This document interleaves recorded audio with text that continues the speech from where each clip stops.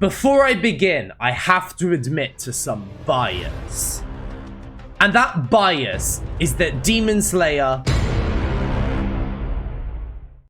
In that Hashira training arc, Demon Slayer MC Tanjiro Kamado undergoes intensive training by the Hashiras to level up his skills like never before, since after the intense battle in the Swordsmith village, Ubuyashiki-sensei believes that the endgame is close.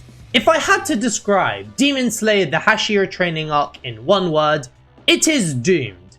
Kimetsu no creativity put itself in such a massive catch-22 from bad decision making over the past 5 years, which really didn't leave this arc with much of a chance to begin with. Imagine a season with the same plot holes as season 1, the fake emotional moments of the Hype Train movie, the stupidity of the instant gratification district, and the wasted potential of last season. Well, that is what I'm gonna rant about today. Fun fact! 80% of you who watched my last rant didn't subscribe. So if you can click that button now, because we are grinding for 4 digits, you will be in the upper echelon of human intelligence. Things I liked about Demon Slayer the Hashira training arc. The animation and sound effects. Do you see why I was so critical of this show for taking shortcuts in the animation front? It's because I know what they are capable of doing. And without a shadow of a doubt, this season has the best visuals. Not only are the settings gorgeous, but Ufotable will actually use the animation to enhance the story. Yeah, I know, whether it's to show the determination of the Demon Slayers, or to emphasize the badassery of a certain scene which I will suck off, don't worry. The anime finally attempted basic visual storytelling. And even in moments where nothing was happening, the creators still kept me entertained, from the ambience of the scene to the soundtrack, which half of it I still listen to on a regular. Even the scarce use of computer imagery was enough to put me at the edge of my seat this season. Demon Slayer always delivers with the cosmetic qualities of anime, but as George Clooney once said, what else? Things I didn't like about Demon Slayer the Hashira training arc. The Hashiras are terrible teachers. Before I begin, I have to admit to a bit of bias. And that bias is that this season was going to suffer from a massive catch-22. Hashira training arc. Oh, so now you want to learn how to be a Hashira, despite achieving what no one else in the Demon Slayer Corps was able to do in 113 years, you did it thrice with barely any training. Or this arc doesn't exist, and Tanjiro is still a Mary Sue who has everything handed to them without any training other than montages which get cut in 20 seconds. But thankfully that bias was quickly obliterated. Partially. And my criticisms go to the caricatures known as the Hashiras. Firstly, Stud Hashira comes out of retirement to teach the Demon Slayer Corps about strength and conditioning or some shit. It seems like some David Goggins style Hell Week. Tanjiro recovers in records time from the injuries of last season and begins his training. This first segment goes exactly how you would expect. Everybody is splattering, panting, and they can't keep up because they are not as conditioned or as experienced as our main protagonist. Meanwhile, Tanjiro can blast through Hell Week with ease and even stand toe-to-toe against Stud Hashira, even in retirement. You'd expect with this many rookie students that it would progressively overload and become Hell Week, which is actually something Navy SEALs do themselves. But no. Moving on. Next is Tokitot, who still puts up his don't give a fuck personality front, which doesn't hit as hard as last season. This is what happens when you have everyone blindly agree with Tanjiro. None of their disagreeable personality traits make sense anymore. But I digress. Tokito's training is all about the way of the sword, except all he does is beat the shit out of the students. So much so that they request for Tanjiro to maybe ask Tokito to tone it down a little bit. But then Tanjiro waffles about how it's hard for Tokito too because he has to train with them all the time as well. Look, I know teaching can be hard. I know that if a student doesn't understand something that is trivial to me, it can be frustrating. But fuck me, dude, you don't have to be perfect all the time. If your friend wasn't doing as well as you know they can, you'd call them out. If you don't understand something, you'd ask the teacher again and again, wouldn't you? If the bloody teacher asks you how was class and what could I do to improve, you would say what you liked about class and what you thought they could have done differently, because guess what, dummy? It's your training too! But in the case of Demon Slayer, Tokito, and I swear to God I'm not joking, decides, you know what? You're looking shit on the wooden sword. Let's spar with katanas. What? Hey, you're looking trash on the pads. Let's spar using MMA gloves. Tokito! You were supposed to be the best character! What is this terrible decision making? And at this point, now Tanjiro has seen enough and asks Tokito to tone it down a little bit. By talking it out like Homo sapiens? No, don't be silly. He challenges him to a paper plane contest. You brought this on yourselves. Demon Slayer is going to continue treating you like an idiot because none of you have a functioning working brain. Tanjiro then enters the tutelage of Slut Hashira, who wants to teach the Demon Slayers about ballet in order to improve their mobility and flexibility. She then proceeds to do the worst flexibility drill and forces them into the splits. I have literally injured my left hip doing this exact same exercise onto myself, and I know what you're gonna say. Oh, he's so dumb, it's just for comic relief. Just remember that training with the Hashiras is presented as a big deal so that everyone is prepared for when Muzan finds Nezuko and then there's a big battle. It's a shame because dancing for mobility is a great way to improve. So much so that I looked into ballroom dancing drills as a part of my training camp. So I was looking forward to the rest of this episode, if not for that, then to look at Slut Hashira a little longer. But then they cut short this training segment. Like, god damn it, Demon Slayer. Why do you do this to all the stuff that's actually interesting? Snake Hashira is next, and his exercise is all about precision. He fights Tanjiro in a room full of students who are tied up, and he can only strike between the students. Okay, a few questions. Ignoring health and safety, how is this going to help everyone instead of just being focused on Tanjiro? Well, let me tell you. It's because Snake Hashira is trying to spite Tanjiro, as Slut Hashira sang her praises to Tanjiro, so Snake Hashira is now jealous of our MC, and definitely doesn't want the cooch for himself. I mean, seriously, these Hashiras are caricatures. They're meant to represent an extreme feeling of an emotion, including fierce determination, anger, and passive aggression. And in this case, cuckery. But whatever. Tanjiro passes with flying colours, and he moves on to arguably the best part of this arc.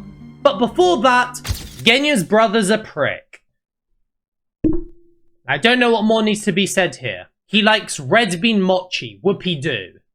Emotional Alpha Male is next, and he's all about working the core. Doing exercises like squatting in front of a waterfall, carrying the logs and the boat, and pushing a boulder up a mountain or some shit.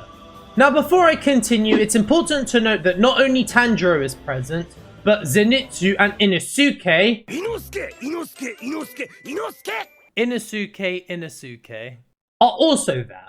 So if I skipped past something important through the screaming, let me know in the comments. Anyways, Emotional Alpha Male has a sad backstory which I could get behind. Because not only does it make sense, not only does the emotion feel somewhat genuine, but it feels like Hashira training was his only comeback in life after failing to be an adequate father figure to help some kids that he adopted. It's too bad that he's not a good teacher though. He just explains the tasks like, Where? Push the boulder? Where? Carry the logs? Where? Don't die. and then just goes AWOL for the rest of the training arc. Like, how is that Hashira training?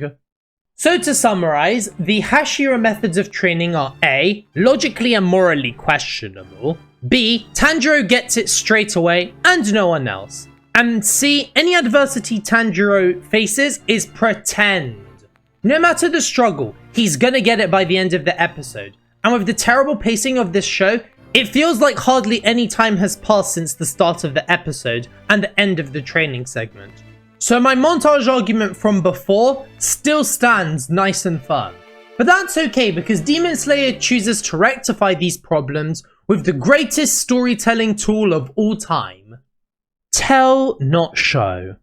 So much of Demon Slayer's lore is simply told to us rather than being intelligently foreshadowed or implied to keep the audience guessing. On the topic of emotional alpha male, he is presented as the strongest of all the Hashiras. How do we know this? Well, you see, the show is very smart in the way it tells us. Then you've got the foreshadowing attempts, which literally get thrown out of the window. For example, you got Tanjiro's mark, which is kind of like Poker Us. They screwed up potentially 2 future cool moments with this mark. First and foremost, Water Sasuke, shut your fucking cliche pseudo-sad story mouth up about I'm never gonna get the mark. And then these NPC fans are gonna be like, oh my god, Kiyu, I'm so proud of you! He has the mark, everyone, he has the mark! Brainless Demon Slayer fans. And second of all, you decided to have Genya, that failed character Genya, point out that Tanjiro's mark is getting darker, which makes it more powerful. Here is an idea. We already know what the mark does, and it's been mentioned not once, not twice, right?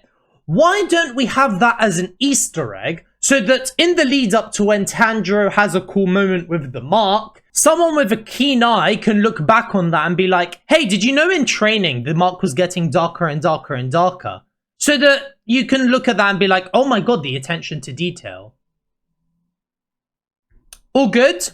And bro, some of these training segments are like an afternoon, 2 days tops. But no, it's actually been 6 days because the show says it's been 6 days rather than, you know, having 6 different segments of the same training drill.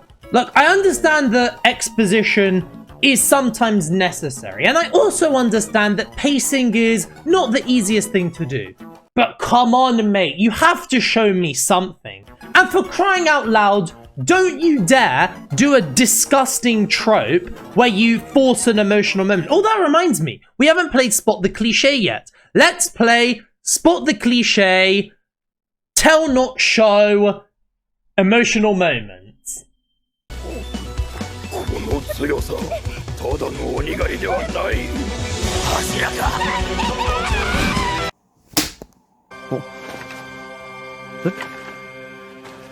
Oi. どこだ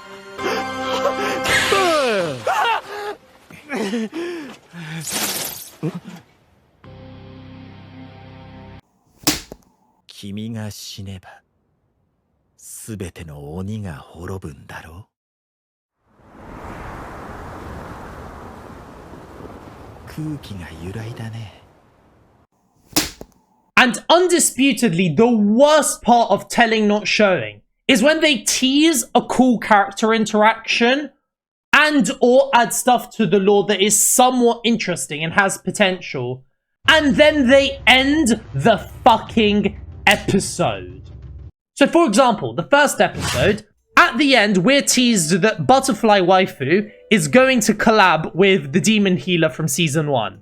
And then that just never happens. Episode ends. Episode 2. Butterfly Waifu is about to tell Butterfly Waifu 2 about how to kill the demon that killed Butterfly Waifu 0. But then guess what? Episode ends. In a later episode, Zenitsu is interrupted from Hashira training as he gets a letter and is all intense about it. And we don't even hear anything about it. And before one fuckwit tells me, oh, setup, that is not how setup works. And to prove my point, I'm going to use a moment in Demon Slayer that actually did this well. The Muzan Ubuyashiki entrance has been set up for 5 years. We know that Tanjiro is the only Demon Slayer to interact with Muzan, and likewise Muzan has never once figured out anything about the Sensei family, or the Demon Slayer Corps. And we're talking about many generations here. This has been mentioned not once, not twice, and Muzan has been seen on occasion trying to find information about the Ubuyashiki residents, which led to that fucking epic introduction between them, which then got me hyped about the season finale to officially start the climax of the entire story. What they didn't do is have Muzan walk out, abruptly end the episode, and then 7 or 8 weeks later, continue on with this plot point at a random point in the episode. And now to ride the hype of this setup season, we have to wait a couple of years for a trilogy of movies to come out, which I'm personally fine with. It makes it easier to review. This next arc is the one that manga readers have been gassing up for half a decade now, and if it's anything to go by, I expect good animation and borderline nothing else. Either way, this season looks like crap on paper, was garbage in execution, and served as nothing more than an advertisement to 3 more movies. Final rating, 20 minutes out of 200 minutes. Thanks for watching, and I'll see you next week. Take care.